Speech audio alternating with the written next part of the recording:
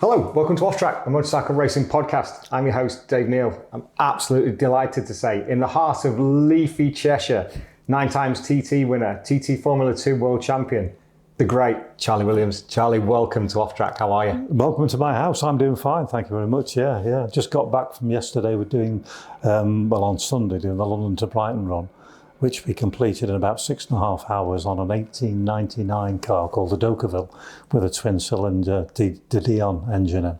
1899? Yeah, amazing, isn't it? That's an incredibly old car. Owned and run by a man, not for a long time, but a guy called Arthur Tyler, who I believe was from Leicestershire way, but he was also a TT racer, as it happened. I knew the name Arthur Tyler, but he was a long time, obviously, before my career. But yeah, it was great fun. Very, very slow, almost the stage where you're getting off and pushing up hills, tuk, tuk, tuk, tuk, tuk. And then you get the ones in these because the cut-off point's about 1903, so they're all very old cars, but some are incredibly fast as well. I didn't realise the cut-off was that early or late, depending on which way you look at it. But 1903 is good grief. Yeah. But that must be great fun to do. Everybody in the same sort of cars. Everybody has the same idea of how to, and just for the love of doing it. Yeah, sure. Just for one of the best parts of it is the amount of people that are out on the route. Not so much going out to London, because that's the only bad part, getting out to London, even though we started our start time was 7:10. It's still very, very busy, and you're having to stop at lights, and these things don't just go into gear. And then it's a 3-speed gearbox, and ironically, it's got first, third, then second. So that's a bit of a. I'm not driving. Yeah, so you have to go. It's peculiar. You have to go through third to get to second, and then come back again. It's very difficult to drive actually, because there's so many. It doesn't have carburetors. It has. Just the air valves, if you like, and there's just a woolly sock, and literally a woolly sock that's dipped in the tank of fuel, and it vaporizes, and then it comes and then just goes through this butterfly system. Yeah, very, very primitive, and yet very technical at the same time. And of its time, it was way beyond its time, wasn't it? Yeah, even now, it's an incredible thing to be, a great spectacle to behold. Dress, the period dress, exactly. Everybody gets into the swing of it. That's what I was going to say, the amount of people out en route cheering you along, waving, little kids, and you see them smiling at the way. It's just really nice. Wonderful. And with all the problems we have in the world today, sometimes you need something like that just to see what normal people do. Normal, average people are very nice people, aren't they? And there's just that tiny minority and that gives you heart, really. Yeah. I could end the podcast on that. Yeah. Because I think that's absolutely perfect. It's something we try and do with the podcast. It's not a great world at the minute. There's so much going on, but in our little world of motorcycle racing, there are some great people with some great stories. And the stories that we tell, as we did with Roger Burnett, with Reg, with Granty, that's just come out on YouTube and on the audio now. Those stories, while people are working, walking the dog, it just takes them away from general life, and they listen to the stories and they love it. So it's a privilege for me to sit today to tell the story, as it was with Granty and with the rest of the boys that we've done over the year. You mentioned Roger Marshall, Silverstone, in the days when it wasn't around the World Championships, because the TT still was. So it would be mid-70s. Maybe it was just starting to be. I just can't remember now. Anyway, I was having a big scrap around Silverstone in either a 250 or 350 race, and with Olivier Chevalier and my good pal John Williams, and we were having a good old scrap around there. And all of a sudden, we're going around wherever it was, Woodcut or somewhere, and we saw this bike sort of coming down the outsiders, and bloody hell, he's going on a bit, And then all of a sudden, he sort of disappeared to the side, and then we wouldn't see him for a few bends, and then the next thing he's round again, and it was Roger Marshall just making a name for himself back in those days. It would be about 75 or something like that. I couldn't say for sure. And anyway, I told him this, or mentioned this to him quite some time ago, a long time ago, about maybe what he'd been doing, and. On a few occasions, whenever we met, he said, "Tell me that story again about me." He said, "I really like that story." We thought, "Who's this nutter?" But he loved it. He absolutely loved it. Yeah. He's an incredible man, is Reg, and one who I absolutely adore. I'm just making sure that that's recording, which it is. I get a little bit of fear with the microphones that they're not recording, but they are, so it's fine. So many stories with Rog and Reg. The time that they had together was the same time as yourself at the TT, as Reg was coming through. It's easier to refer to Reg for Roger Marshall and Rog for Roger Burnett, especially for the viewers and the listeners when things start to get a little bit in conversation. But before we started recording earlier on, 9-time TT winner. You're going to tell me the story that it's 8, but where the 9 came from. If you look on the official list, TT website, it's 8.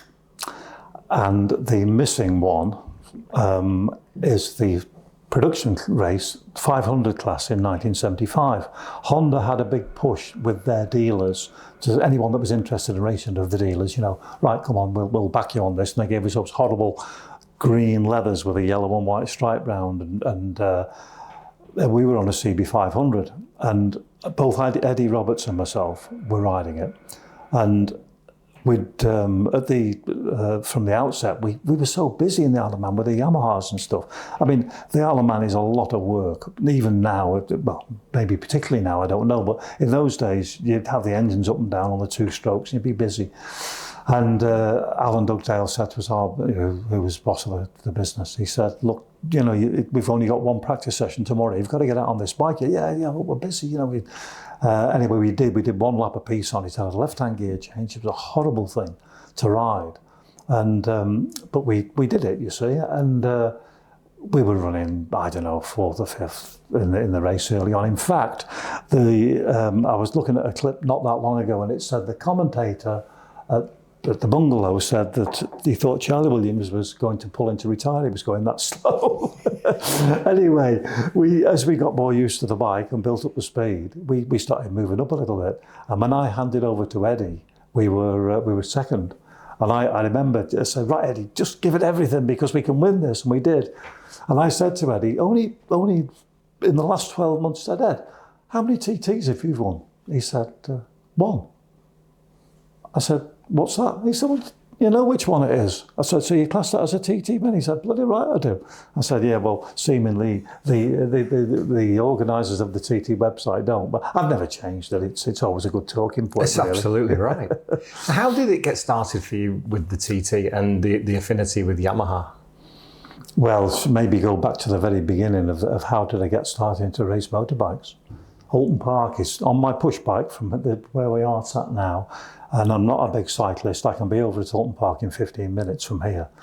And I lived about 2 miles up the road this way, this direction. So as kids, it was quite easy to get to Holton Park on a push bikes. And it was just, had Holton Park not been in the vicinity, it probably would never have happened. But then I went to watch and decided, yeah, that's what I want to do. And that was the kickstart, really. How the hell do you get into racing? It's not easy. My parents were, they were certainly not wealthy, working class. My dad was he was a big fan of Chester Football Club because, of course, we're only about 8 miles from Chester, and that's where he was born. And he used to drag me along to watch football even when the reserves were playing. He put commitment. He put me on football for blinking life, I think. Anyway, now I've got to make how do I get into racing? I took an apprenticeship at Hawker Siddeley Aviation, which is just over the border in Wales, in Broughton. That's what it was then. Of course, it's Aerospace and Airbus now, isn't it? It has been for a long time. Ironically enough, for the first time ever, I went into the training school then. There was 120 of us in this, all 16-year-olds. And I'd never heard or seen any of them since, And ironically enough, I got a call about 3 or 4 weeks ago. A guy that Jones, he had to be a Jones, Phil Jones, who was one of the 120, and he said, "Look," he said, "I'm trying to do a reunion," So he organised it, and I went along. I didn't know any of the other guys. When I was working in the tech school, you went from different sections. They had a Vampire aircraft in there, and they had to one of the jobs was stripping the wiring, because everything was wire locked in those days on those aircraft.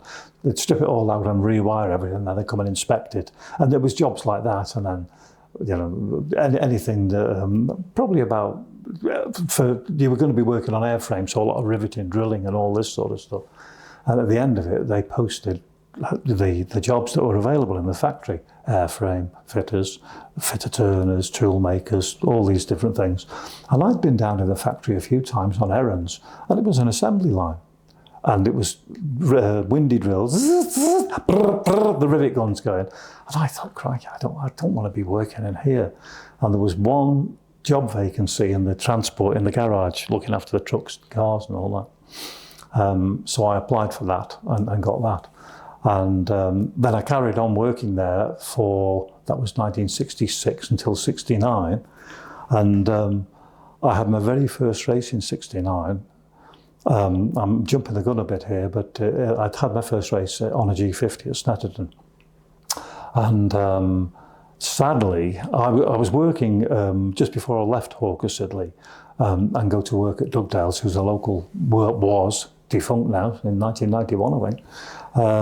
Very much into racing, mainly because of the old man who was keen on it, and particularly Alan, who was himself a good racer. So I'd already lined myself. Oh, that's right. I was working in the garage, which was just across from the tech school, and sometimes I'd take a Saturday morning off if I was going racing. Not me personally, because I hadn't started racing then, but with a good friend of mine who eventually became my mentor and sponsor. And so we'd maybe going off on a Saturday to race somewhere, and I'd take a Saturday morning off. And if I did, generally speaking, I'd get hauled over the coals sometime the next week. You know, they've been reported we're not going down on a Saturday. And this particular day, I got a call on a Monday morning. Well, I got a message to go across the training school. It was only across the yard from where the garage was.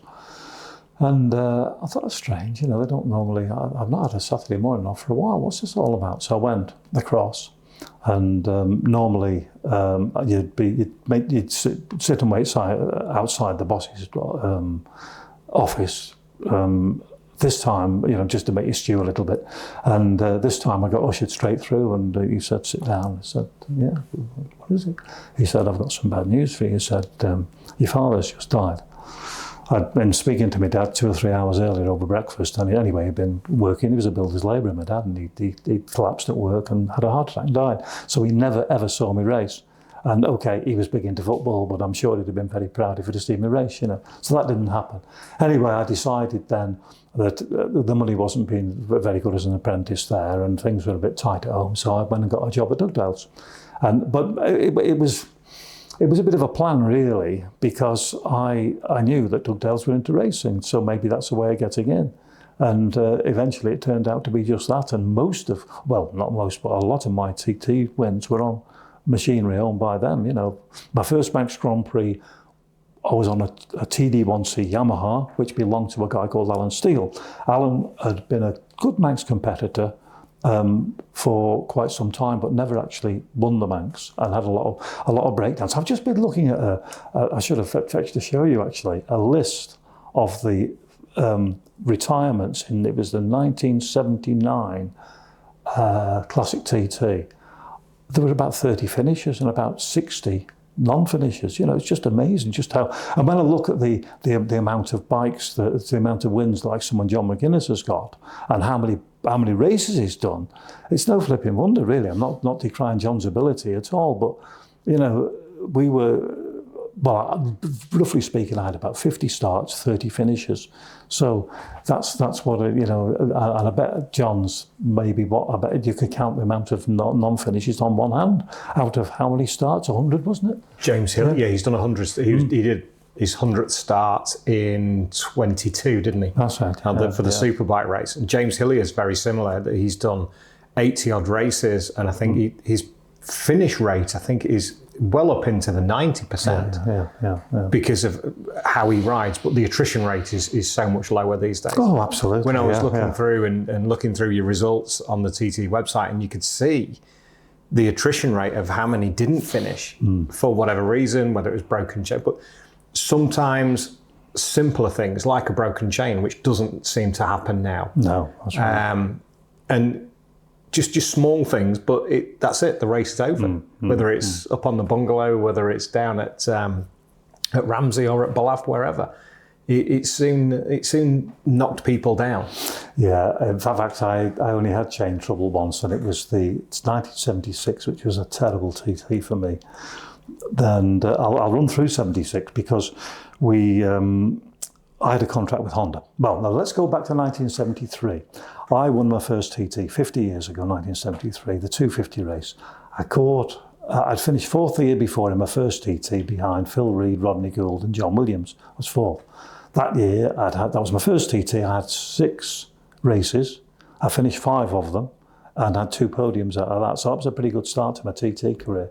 And the only one I didn't finish was the junior race.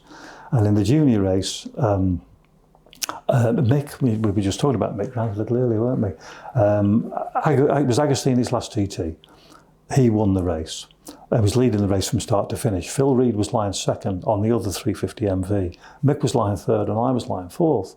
This is my first TT and it's one of the first races of the week as well. And as I came around the 33rd, and I can't remember what lap, second I think, but I'm not sure, there's Phil parked up on the MV. You see, so, I don't recall exactly how, but it made me feel. But all I knew that I was on the leaderboard, and there was the only accident I ever had at the TT that was my fault, and I gave it a bit of a handful too much coming out of Craignabard, got fired over the top, and I didn't hurt myself, and I could have carried on, but I broke either the clutch or the brake leader, so that was that TT done. But anyway, that was 1972. So, and then 73, I would say I won my first TT, and I beat John Williams. I caught John, and he started 10 seconds in front of me, and I won the race. I got a call off Honda a few weeks later, and they said, "Look, Honda having an entry. They've got an entry at the 24-hour race of Spa."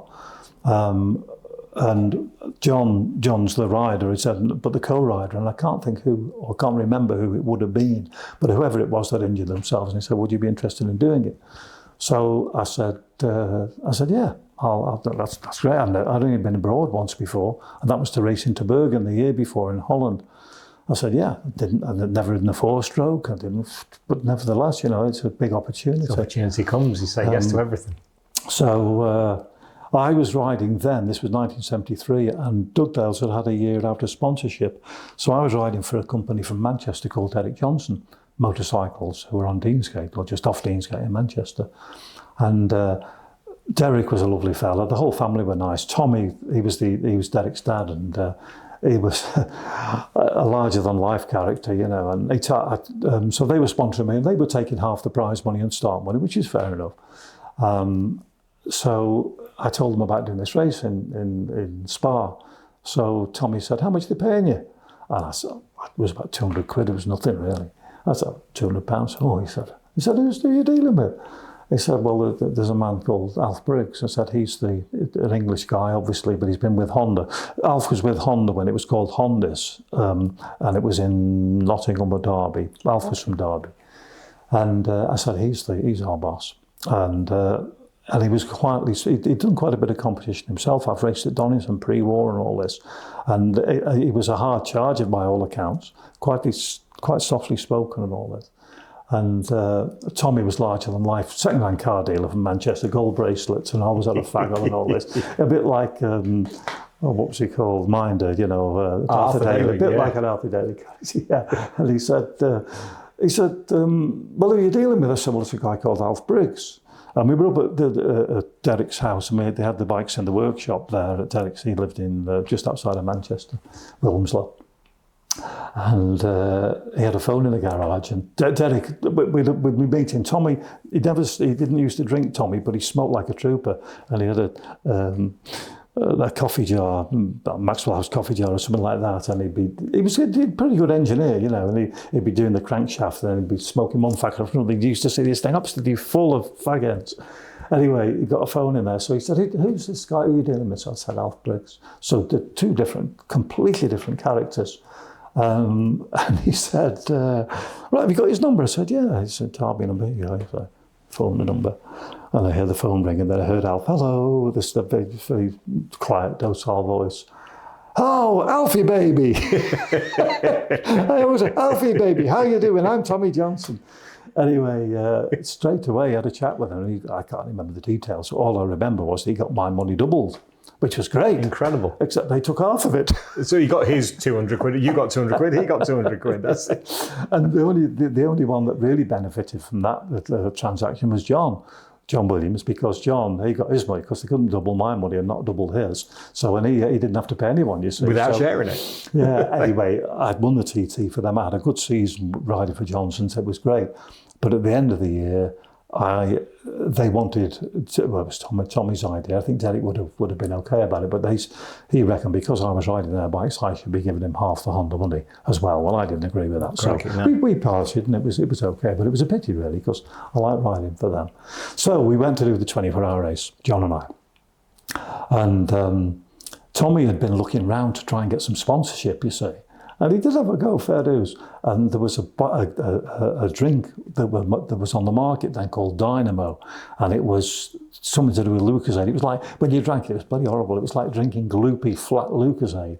But anyway, what he managed to do was get a crate of this and shoved it in the car or something and took it over to, we don't think we drank much of it as it happened.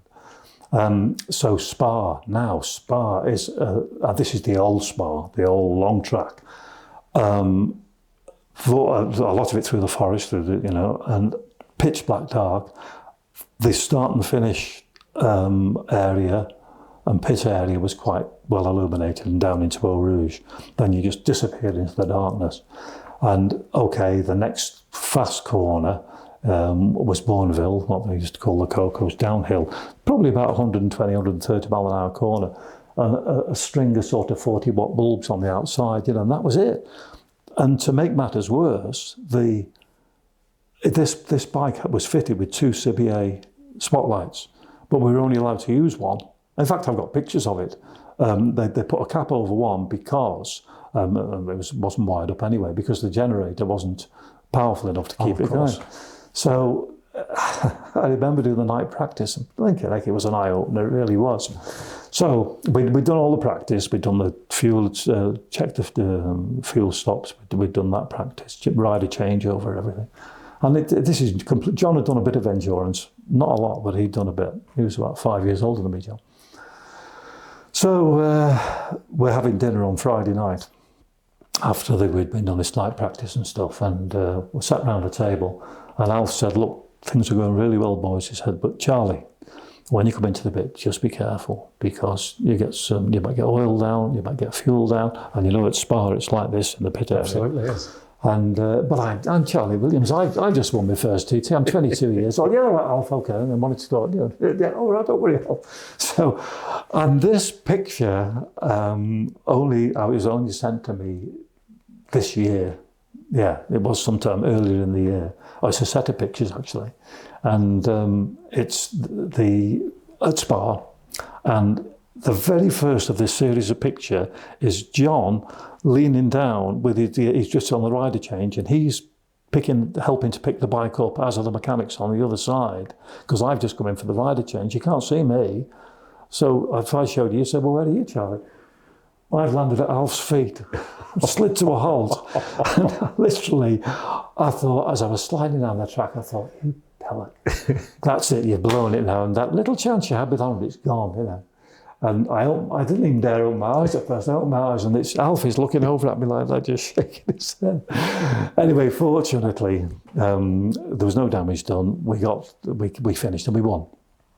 So and that was the start of another branch of my sort of racing days, was endurance racing with Honda. 73 with John, 74 with John, 75 with John, I think, and then 76. John had got a deal with Suzuki, and he went on that year to win the Grand Prix at Spa, beating Barry Sheen, having to actually ride into team orders and pulled up at La Source to wait for Barry, and Barry was so far behind.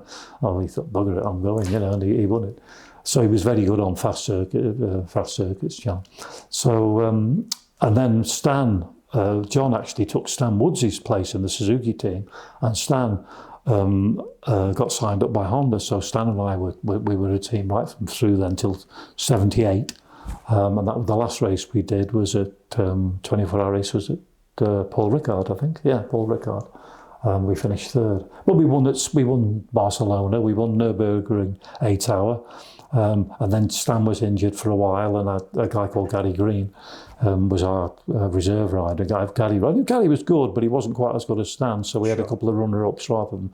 But it was a whole different aspect, and that's what I liked about racing then. My autobiography, which I did in 2017, it's called, the title is "It Was the Best of Times." That I nicked the title actually from a Supertramp album. A cover, a Supertramp album called "It Was the Best of Times." I still am a big Supertramp fan. There were so many avenues open to you. I could, luckily, when I first started doing the TT, it was around the World Championships. So if you had to be a bit handy and then get some results, but I did. In 73, I won. 74, I won the 250 again. So you're more or less guaranteed a ride in the GPs, you see. So that was one thing you could do. You could go to Europe. You could race short circuits here. Endurance. There were so many avenues. And I remember when I wrote my book, I'd been reading about a guy who, a young fella, had raised £250,000 to buy a ride in Moto3. You know, flipping heck. I just that's standard. Yeah, absolutely. And I just don't understand how the guys, well, I do, there's no prize money, no start money in PSB now. You know, the top few are getting paid. How the heck they do it? Brian Reed's son, Simon, I'm quite friendly with Brian. We work together at the TT.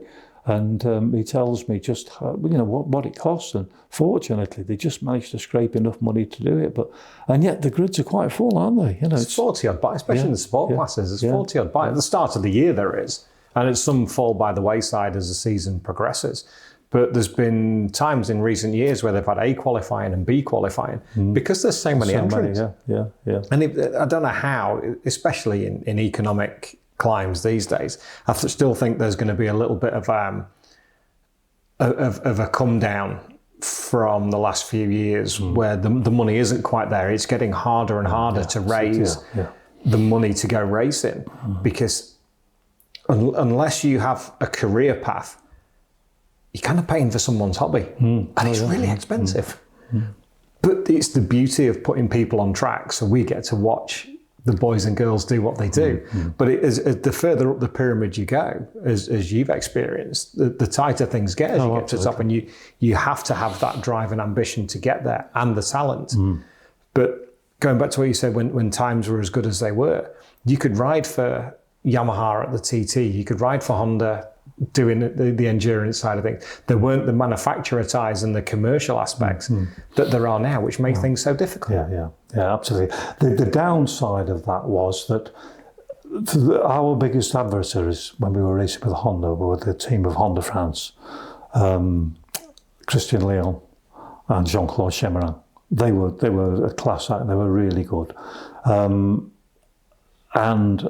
they had a contract with Honda France which precluded them from racing anywhere else because they were paying them enough money they could do it. We were having to go and race short circuits to keep. I turned pro in 74, and I made my mind up I would not ride anywhere for nothing unless it was a charity, something to do with charity.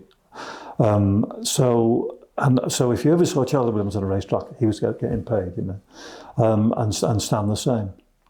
But unfortunately, I was 77, for instance, the first year of Donington Park. I had a 250Cs going round into McLean's, and it threw me off, and I hit something and bust my collarbone. Well, 2 weeks after, we should have been in Spa, funnily enough, and of course I couldn't do it. Because I got it, we had a good surgeon in Chester, a guy called John Walkton, an orthopaedic surgeon. Both Stan Woods, John Williams and myself were three of his best clients, best player. And I called John up, of course no mobiles in those days, but I called him up and had his home number. I said, look, I've had a bit of a tumble, bust my collarbone. Right, okay, come and see me tomorrow. So I went to see him at the private, he never charged us, at the private hospital in Chester. And he looked at it, he said, yeah, he made a phone call. He said, right, there's a bed ready for you in Ward 5. He said, I'll come and shove some wire in it this afternoon. And that was like that, you know. So I said, okay, thanks, John.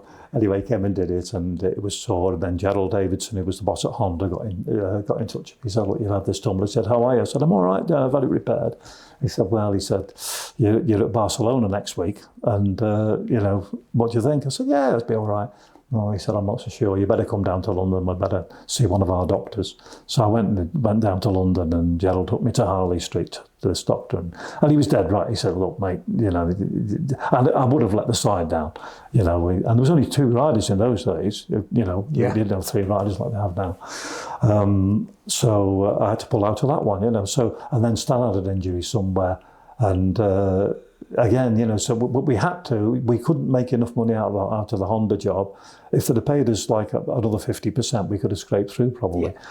In fairness, looking back, we didn't really want to just race blinking endurance. You know, we were having a lot more fun racing our other bikes as well. So there was an element of that as well, I suppose.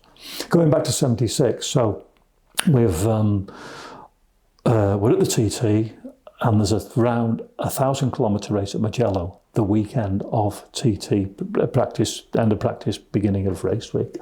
Flipping heck, I didn't want to go there, but we're contracted, so we've got to go.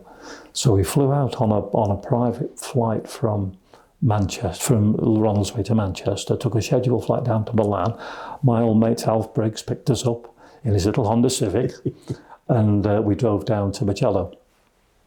We practiced, and it must have been quite a new track in those days. I think that it hadn't been open very long. And the bike was fine, everything was going all right, you know, but I knew I wasn't giving it my 100%. I wasn't prepared to give it my 100% because the TT I didn't want to go and hurt myself. Lo and behold, a fuel tank, I think it was a Kawasaki, I can't remember, a bike split its fuel tank, and whenever I watch Mugello on the MotoGP, I try and ascertain where it was. Basically, we're coming down the hill, you went right and left, and it was a bit blind. It was red hot down there. You imagine the summer of 76 was hot everywhere. It was really, really oppressive heat down there. So I came down round the right, round the left, and as you see the grey table there, this is the track, and there's a patch like that colour there, dark. Oh shit! I couldn't do anything about it. I'm going to hit it. It was about a metre in diameter. Down I went, bang, bang, bang. Oh, jeez. Lucky not to get hurt particularly, or hurt more. And then we were taking a flight back on Sunday night from Pisa back to Heathrow. This was all planned, all carefully choreographed.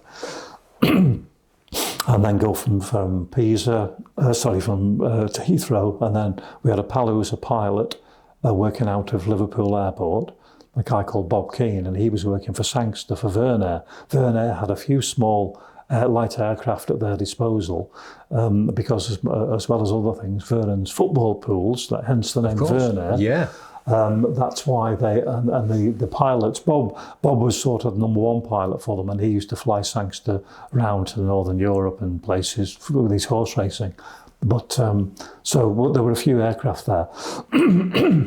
So Bob picked us up, and we had to fly back via Liverpool to Dalaman. We couldn't go straight for customs clearance or something.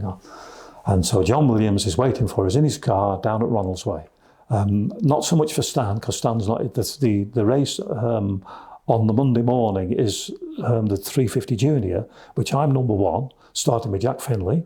Number two, in those days we started in pairs. Indeed. And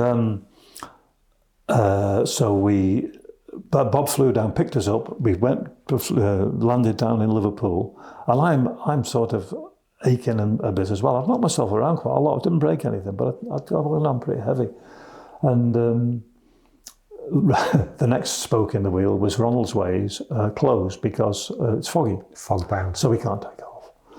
So wait, eventually, you know. And then Bob's in touch with them over there, of course. And eventually he said, look, it's starting to clear. Should be all right. So by the time we get there, we'll be okay. So we took off.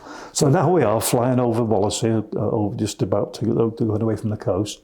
It's a little twin engine thing. I don't know much about aircraft. Stan's in the back. He's not riding in the 350 race, so he's got no problems. And I'm looking at all these gauges, fascinated by them all. What's this? Oh, look at that one. It's just gone to zero. Oh, shit, it's the oil pressure. This is true. On the port side engine. And so, flipping heck. So he knocked it off, turned around. We flew back down on one engine. Took off again. And fortunately, with these planes, so we just literally grabbing stuff and putting it in the other one. John was waiting outside in his car. John Williams, as I say, he wasn't riding that race. So he was all planned. I jumped in the back, Stan in the front, and then put my leathers on, driving up to, and he's driving like a blinking madman, because it's probably about, I don't know, 11 when we landed or something like that. I can't remember the time. And and I got my leathers on. My wife, Anne, was stood there with a spare helmet, and I just snatched it off and put it on. And I was just going under the ropes to get onto the start line, and I heard the bike start up. And I knew what it was straight away, to go, like it was Jack that started the race. And it was about 4 or 5 minutes past 11. So I ran over to the clerk of the course, Vernon Cooper, and I knew Vernon, and I said, what do we do now? He said, we'll have to go to the back and we'll give you the time difference. So I did that, and you can imagine my state of mind. I'm right at the back, and there's just all these guys in front of me in twos, and almost as fast as I could see, and I'm at the blinking back of all of them. Anyway, as an aside to this story, and Mick, just before we started this, we were talking about Mick Grant, weren't we? And Mick was going. He wasn't riding 350 then, and he was going out to the top of Bagarrow to watch with his old mate Billy McCosh. Himself, quite an accomplished rider, Billy McCosh, who sadly died a couple of years ago. But Mick and Billy were good friends. So Mick said on the way out to go and watch Bagarrow, he said, I said to Billy, the fast guys will be going through here on 350s flat in top. No way, no, don't agree with that. McCosh knew his stuff, he'd not ridden the Yamaha so much, but nevertheless.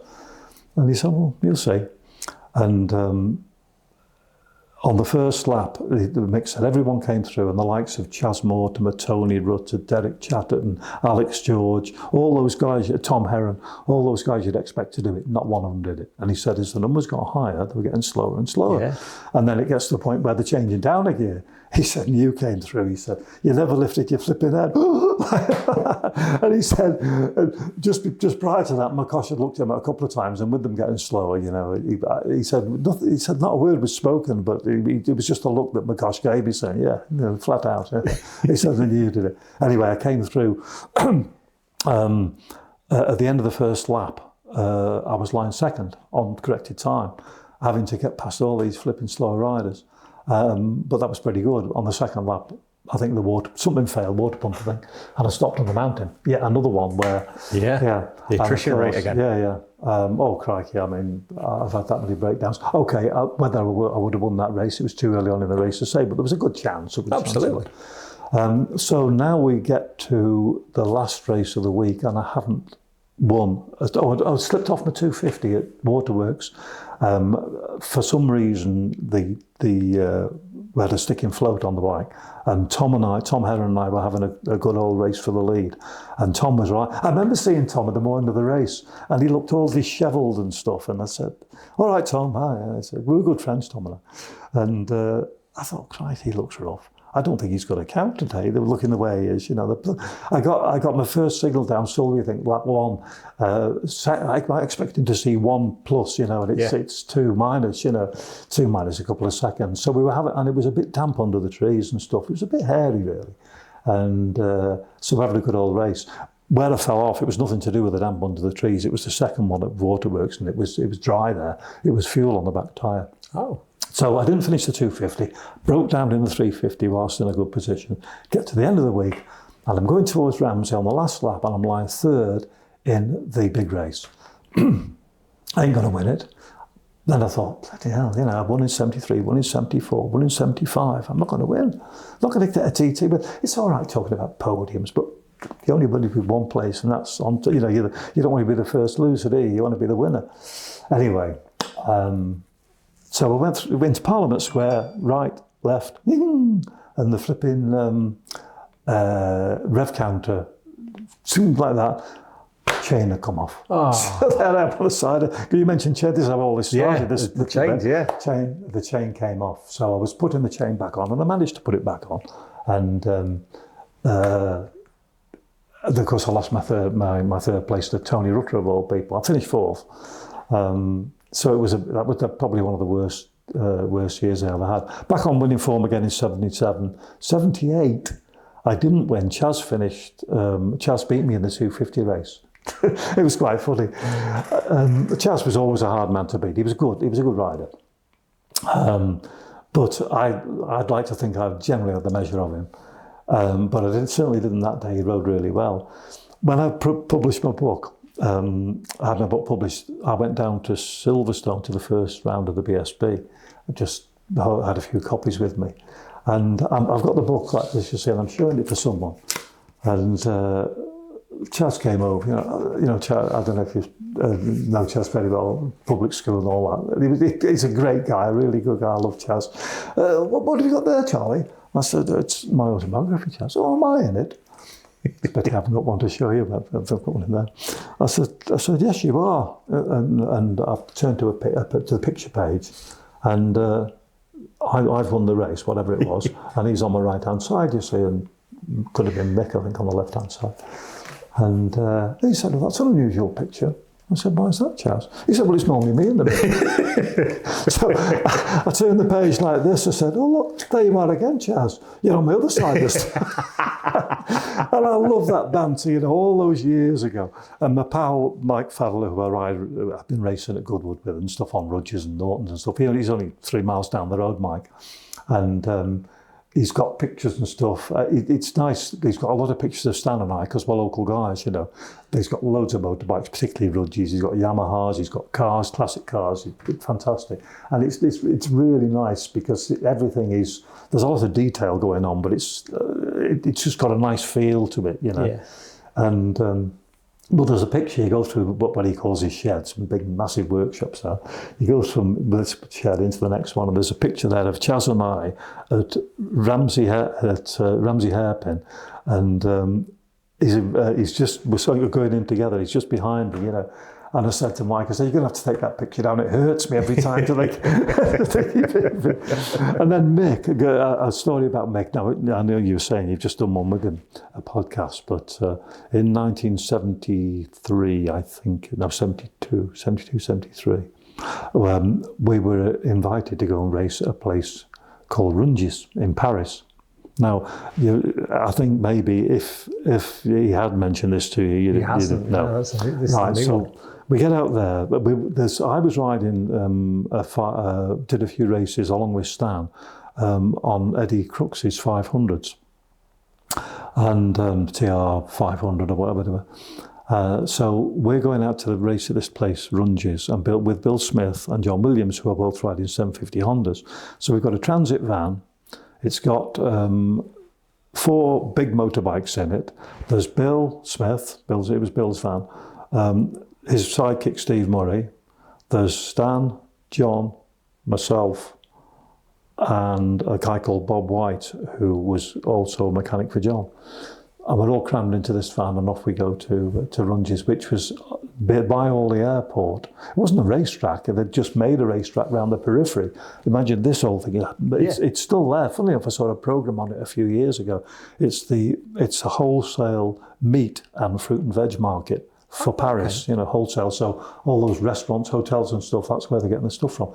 And this local club, I don't know how the hell they managed to do it, but they got permission to run this race around the perimeter of this market, and it was well over a mile. It could have been more like 2 miles. So, and the other thing about it, which was strange, it was undulating. And it was, and this was, I couldn't really, I thought, is that a figment of my imagination when I've been speaking about it? But I've seen a bit of film of it, and yes, it was undulated in parts. And Agostini was there, Barry was there, Sheena. It was a big, they got a lot of people, and they were paying good money, Anyway, it all started with I'd not been abroad much, and I'd got this Suzuki, and we're driving down to Dover, and Bill said, have you got a carnet? Where's your carnet for the bike, Charlie? I said, I haven't got a carnet, Bill. I said, but Eddie's given me this piece of paper. He said, that'll be all right. And Bill looked at it, he said, it won't be all right. He said, we're going to have trouble getting in, So I was wet behind the ears, and I didn't realise. So we went, it took us about 3 or 4 hours to get through customs at Calais. So when we got to the north side of Paris, we were supposed to meet up with a friend of Bill's who was going to show us the way round to the circuit on the south side. But they'd gone because we were so late. So now we're trying to find a way. And then we wanted to get on the peripherique. We knew where we wanted to be. We wanted to get on it here, go around a couple of exits, and that's where we needed to be. But we couldn't find a way to get on the blinking bike. There was a road coming off, but we couldn't find a road to go on. So tempers are getting frayed a little bit. We're all tired and stuff. We've been travelling, since 6 o'clock. We left Chester the night before. Anyway, we eventually, Bob was driving, Bob White, and Bill said to him, for God's sake, he said, just put a reverse down there. So we get to the top, and he puts this thing in reverse, and he's driving down, and beep, beep, bang! No! Blinking car. It was only a blinking gendarme going off duty, wasn't it? And he's still in his uniform. Oh, God. So Bill's in charge of everything, and he's got this big wad of French francs, and so we're bribing the bloke now. So he goes, just looking for the face. Kept on peeling him off, and I'm looking there. I thought, bloody hell, half my start money's gone. Anyway, we eventually, not only did we pay him off and he was happy, but he actually showed us the way to the flipping circuit. He didn't make a big mess of his car, but he damaged it a bit. So we arrived and we jumped out. Quite a few. The paddock was quite full, and we knew a lot of the guys that were there. Where's scrutineering? Where do we get fuel? What are you rushing for? Well, we got practice 12 o'clock. It's all been the practice has been scrapped because, although they'd done a great job of putting this thing on, they hadn't liaised with the people who were working inside this market. And they said, look, when we finish at whatever time it is, we shall just be, and there was intermittent, it wasn't one time, maybe so they couldn't run any practice on the Saturday. So Sunday morning, we got a few laps. And we're waiting to go out for the race, the 500 race, or big race, because Mick was there riding a John Player Norton, you see. I'm not sure if Peter was there as well, but I remember Mick being there. And we're waiting to go out on the track for this race. And Mick came running over to us. Nigel or someone was holding his bike, and he came over. He said, when you go down that foot, you went from the start and finish, off the start line, it went sharp right, and then this undulating bit going down the side. He said, when you're going down there, he said, how many dips are there before you start braking? Because you came over the crest of the hill, and there was a real tight first or maybe second gear right-hand corner. We said, there's 3, Mick, you see. So Mick made a good start, and the only person that made a better start was Agostini. So Ago's leading going down there. I don't know where we're a bit further back. I don't remember anything about it really. And all I do remember is that when we got to that first corner, Ago, I think Mick was picking him up or picking the bike up, because Mick had come over still flat, come out the third dip flat out, and he came over the brow of the hill, and there's Ago, and he hit him, torpedoed him and knocked him off. And Mick said, there was such a noise from the crowd, he said, but I don't know if they were cheering or booing. He said, I couldn't make it out. And so when I wrote my book, I wanted to put that story in. So I sent Mick an email, and I said, look, Mick, this is what I've written. Will you just read it, and is it right? Is it correct? He said, well, I remember it. He said, he came back, he said, yes, spot on. He said, the only thing you didn't mention, he said, when I hit Ago, he said, both wheels were about a foot off the ground. Yeah. Anyway, and funnily enough, I was down at the Festival of Speed at Goodwood last year, And Aggo was there, and he was sitting all on his own. I was with some mates and stuff, and I just went over and had a chat with him, and we were talking about that. He's a lovely guy, Aggo. You know, he's a nice fella. And he said, and he was lucky he didn't get hurt. Very lucky at that. But again, you see, though races such as those, and then we used to do my first Grand Prix. I'd 74 was having a really good season. I went to Alton Park on Bank Holiday Monday, and it was the first time to ride a 750.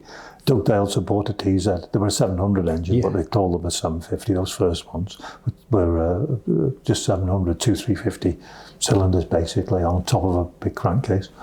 And I'd done a bit of testing with the bike, but not much. And I was on the 250 and 350 as well, racing there. So I was out on the 750 in the morning practice because it was transatlantic, of course. And Barry passed me, you see. I was really on form that year, and you know, I was pretty much unbeatable on the smaller bikes at Holt Park and a few other places. And Barry's riding lovely and smooth like Barry did. He's been racing 750s. He knows what he's doing. He's probably got some decent tyres on. I'm trying to follow him like, and I'm up here and up there. I remember, I thought, you cheeky bug, you might do this at Brands Hatch, mate, but this is my meadow. This is my back garden. Anyway, of course, inevitably it happened. I came round, I was coming round Lodge Corner, gave it a handful, 5 mil over the top. The bike ended up at the bottom of Dearsley in flames, and there's a picture in my book of me holding, well, all you can see is the back of me, you know, and I'm sort of crouched like this. I knew I'd hurt my wrist pretty badly.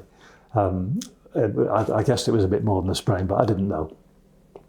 And so I couldn't ride that bike anyway. I went to first aid, and in those days it wasn't, you know, a medical centre. It was 2 old ears from the St John's ambulance on the side waiting for you. Yeah. Well, I think you might have sprained it. We'll put a bit of a crepe bandage on it, you know. And there's a picture. It was the only time my mother came to watch me race, and there's a lovely picture a friend of ours took, and we're in front of my caravan, and me and my mum behind the bike with the one of the smaller bikes, 250, 350, was stood there, and I'm half smiling, but my wrist's hurting like hell. Anyway, Alan Dugdale came during the break, the lunch break, and he knew about the accident and stuff. And I made a mess of this brand new 750, but fair dues to Alan, that wasn't a concern. He was more concerned about me. He said, "Are you all right?" I said, "Yeah." I said, "It just hurts." He said, "Well, how much?" I said, "Well," and he said, "Just grip my hand." And it was like if I went like that, oh, pain, you know. He said, "Oh, look," he said, don't bother riding." He said, "You know, it's not the end of the world." Anyway, I said, "No, I might be all right." You know, I went out in the afternoon, I won the 250, I won the 350. And I only just recently, a guy sent me, I'm always getting stuff sent, as I think a lot of guys like me are, you know, and this guy sent the results, and I said to someone, I've always thought that Phil Haslam was second in one of the races to me. And lo and behold, there it is, 250 race winner, Charlie Williams, Phil Haslam second. I got the fastest lap in that. I won the 350. I think Tony Rutter was second. I didn't get the fastest lap in that though. So then I went home, back to Kelsall, just up the road here. I was in bloody agony that night. At the Chester Infirmary, as it was then, the following day, broken scaphoid, so in plaster. There's a picture I won the 250 TT that year, and there's a picture and Mick got the fastest lap. And we're at the presentation together. I've got the winner's trophy. We're all suited up in those days, you know, none of us silly t-shirts. No. I was dishing the prizes out at the presentation at the Villa Marina at the Manx Grand Prix this year, you know, and I don't mind, don't get me wrong, I'm not snobbish about dress, but just how standards have dropped a little bit. You know? It's just slipped slightly, haven't they, over the years? So Mick and I are there, and he's holding this cup for the fastest lap, and I'm holding the winner's trophy. I've got my left wrist in plaster, and Mick has got his right wrist in plaster. And I said to him, this was only, where have I seen Mick this year? Oh, the Manx Grand Prix, we were talking about it. I said, "Mick," where did you break your wrist? He said, "It is at Brands Hatch." When? He said the transatlantic. So he'd broken his on the Friday. On the Friday, the Good Friday at Brands Hatch, and I broke mine on the Monday. And then there's another picture I've got of us somewhere, and we're both holding, I think it was for the Daily Mirror, and we're both holding our hands up together with this on. Anyway, this guy that sent me this clip of the results sent me another clip, and it was in, because there were two newspapers then, Motorcycle and Motorcycle News, and this was in Motorcycle, and it says that I don't remember it. I got a bollocking off the surgeon I mentioned before, John Walkden, for racing with this broken scaphoid because I've delayed the healing process on it, you know, and. But anyway, that's right, it says Charlie's going to be out of racing for 4 or 5 weeks. Now, I was just looking at this before you came today, and about 74, I said, Motorcycle, what they called it, Charlie Williams TT Diary. So Peter Kelly, who was the editor of Motorcycle, was following me around and just asking me what I was doing, all this sort of stuff, you know. And I'd actually said that, and Chaz had beat me, and I won the 250, but Chaz had beat me in the Formula 750, and Phil Carpenter, in atrocious conditions, he beat me in the senior. But nevertheless, I'd had a good ride. I was leading the 350 and broke down in that as well. That was another win on the cards. But anyway, so I had a pretty good TT. But then, while he was following me, Peter, he said, what you've been doing today? And I just read it just earlier today, strangely enough, and it says that we're already getting the bikes ready for Mallory Park, because we'd be going straight to Mallory Park after the TT, that we'd got the post-TT at Mallory. The weekend after, we were going over to Assen, to do the first of the Grand Prix. I'd never done a Grand Prix before other than the TT, so it was my first Grand Prix. So that's Assen, and Mick's name's going to come into that in a minute. And then the weekend after, straight down to Spa. So that's the consecutive weekend.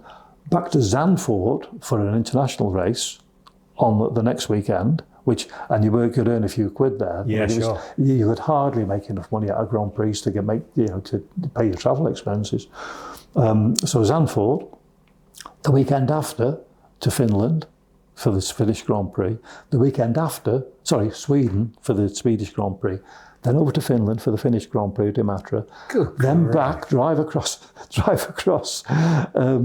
Finland, Sweden, ferry, to Sweden, then drive across Gothenburg, ferry down to Felixstowe or wherever it was, and then down to Brands Hatch for the Hutchinson 100.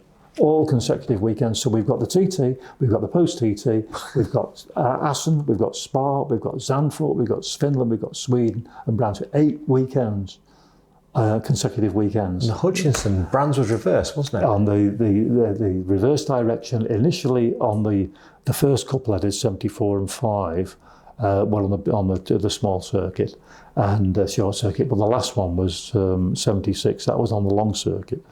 So it was a busy old time, but it was good for me because I went to Assen, and in the 250 race, Mick and I he won't remember his memories. I don't know how he went on with it. It's crap, his memory. We got 3 hours out of it. It was quite impressive. Well, he did struggle with a couple of things. There's a little bit of clever editing in the first one because he couldn't remember Jeff Cannell's name. Oh, really? Who was commentating at Balaf at the time.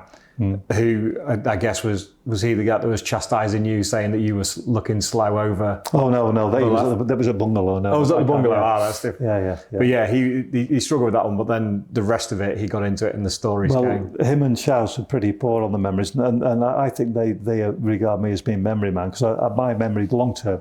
I mean, it's quite worrying just how bad my short term memory is now, but long term memory is pretty good. So Mick and I were in the 250 race. We had a good old scrap for 10th place.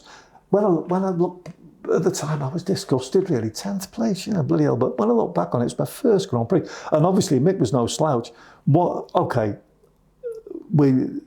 one of the biggest problems was that the guys in the 250 race, the 250s, they got them going really well, and we were certainly down on speed. But it was Kenny Roberts' first. Mick wouldn't remember this, but it was Kenny's first GP come first over European to do, race. Yeah. And also, it's a long circuit and difficult to learn as well. If you've not ridden there before, that was the old long. Yeah. Was it 8 kilometres? Yeah. It was long, but it'd be great. We love the circuit. So Walter Villa won the race. I think Kenny was second, and then Rougerie on the other Harley. He was a nice guy. Michel Rougerie, lovely guy. He sadly lost his life, as well. Villa had died of old age. But anyway, he won. Kenny was second, so that was his first Grand Prix. So Mick and I were going for 10th place, which was the last, for 2 points, I think it was, and the bugger beat me, but only by a bit. But I had a brilliant, I was running this 385 Yamaha. It was a teaser engine, but the idea came from Holland, but from a guy called Kees van Dongen, who was a good rider and a good engineer.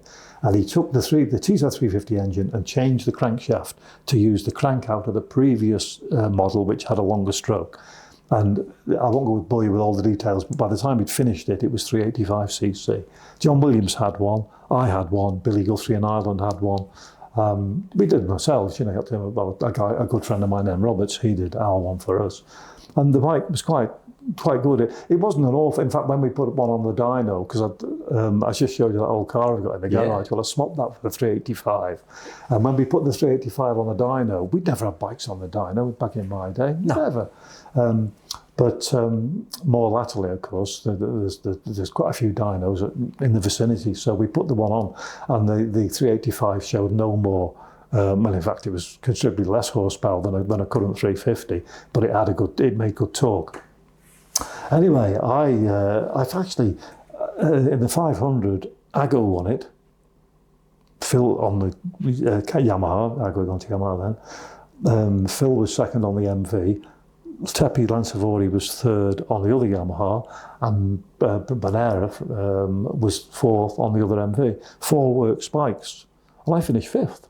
I actually finished fifth in my first Grand Prix. Which is incredible against that lineup as well. Yeah, it was, okay, let's be honest, the rest of the guys were all on Yamahas, twin-cylinder Yamahas, but nevertheless. It's not the point.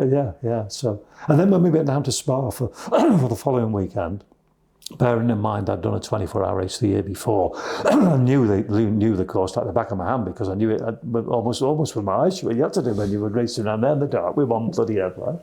Anyway, so I was full of enthusiasm to go down to Spa, and unfortunately, I had a really bad time. I don't think I qualified in the 500. I think again I finished about 12th in the 250, which, considering the speed of the bikes and all, that was pretty good. Yeah. But it was one of those times you could do all these things. It was brilliant, It was just, I had a great ride. We went from Spa to Zandvoort, and John Dodds won the 250 race, and Katayama and Patrick Fernandez were lying second and third. And I was having a good old scrap with them. The 3 of us were going for second place. And again, they were just wearing me down. I was riding it so hard, getting into probably a few little, not going to fall off, but when you're going a bit quicker than you'd like to be.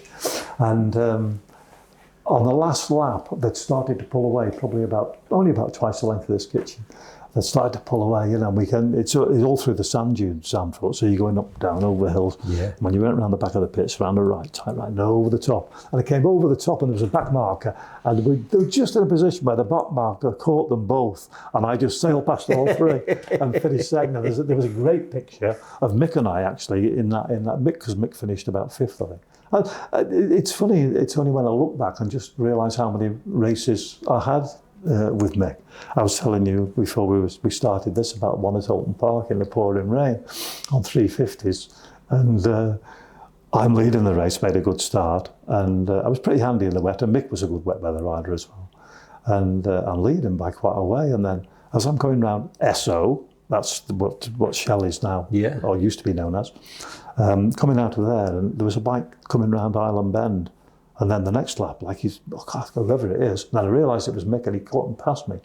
And I thought, okay, the way's caught me up, he's going to clear off. But once I was sitting behind him, it was quite easy.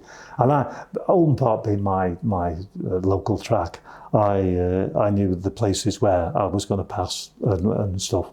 And so I was going to make my move down at Knickerbrook. No silly chicanes in those days. That's just what I was about to say. Straight over hill, straight out of the SO, straight over the top and then into Knickerbrook. Anyway, we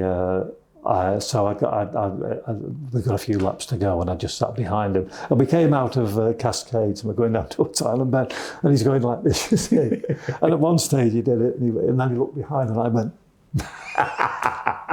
And I did him like, I think it was down at Knickerbrook, and then I've got a lovely picture of us. We've come in, we're dripping wet, got oversuits on and stuff, and Cadell's got hold of, Mick's wife's got hold of his crash helmet, and we're just looking at each other, having a bit of a laugh about what we'd just done. Pure admiration. Oh yeah, for each other. Yeah. And the mutual respect was incredible. Yeah. I think there were one or two riders out there that you'd sort of wanted to steer clear of a little bit because it's a bit dangerous. But he was a hard rider. Blinkelly, he was a hard rider. But and then in my last race at Oldham Park, or one of the last races, I stopped short circuit racing in '81. I'll tell you a bit more about that in a minute. But 1980 at Oldham Park, it was a short race, about 8 lap 350 race, and I made a good start. Jeff Sale was a damn good rider. They had one year, they had the race of the year at Oldham Park, which was won by Kenny, I think, with Barry second. And Jeff was third. Yeah, Jeff finished third. So on the 750, so he was, not only was he was a versatile rider, could ride any size of bike, and also he was particularly good on short circuits, but a good road racer as well. Anyway, we started the race and I led and Jeff passed me. So I sat behind him and I thought, right, okay, where's he going to be weak? I'll get him on the last lap, like somewhere. We started that last lap and I thought, I just don't know when I'm going to pass the guy. He's so good everywhere. You know, I don't think I'm going to do it. But you never give up, do you? And you might have seen that poor old, was it Jason O'Halloran? Excuse me 1 second. Why is that? That only just went then. A small technical hitch with that camera. So what we'll do, we'll finish episode 1 there. Charlie, thank you very much. It's absolutely fascinating. The stories I could sit and listen to all day. It's 11:45. We might be here till the sun goes down at this rate, which is absolutely fascinating. So thank you for that. Ladies and gentlemen, this is Charlie Williams.